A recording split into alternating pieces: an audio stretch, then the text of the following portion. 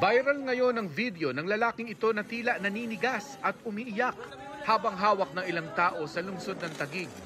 Ang lalaki, pinahit-hit umano ng isang rider ng sigarilyo na kung tawagin ay tuklaw. Matapos nito'y ganito na raw ang sinapit ng lalaki na dinala sa ospital.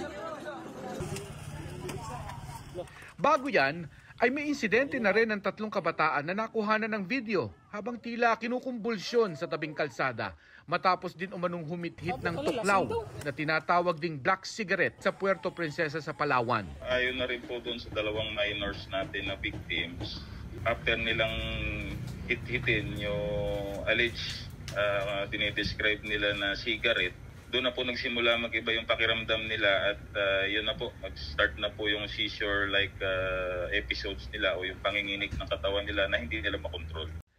Ayon sa PIDEA, ang tuklaw ay nanggagaling sa Northern Vietnam at tinatawag doon na tuok lao.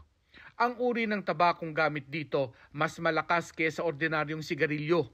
Ayon sa ilang artikulo online, hindi raw ito hinihitit na parang ordinaryong sigarilyo at dapat hinay-hinay lang dahil lubha itong matapang. That's 9% yung nikotina niya as compared to the regular cigarettes na around 1 to 3% nicotine lang. Bakit to ganun kataas? Because of the plant na ginamit dyan, yung Nicotina rustica. As compared to Nicotina tabacum, na yan yung ginagamit for ordinary cigarettes. May suspetsa na ang PIDEA, posibleng may ibang halo ang black cigarette na kanilang hinit-hit. Kung talagang black cigarette o tuklaw cigarette lang ang hinit-hit ng mga kabataang ito, malakas na rin ang tama pero hindi para mangisay ng ganito. Posibleng mga cannabis, shabu and cocaine, there are also hallucinogenic effects po.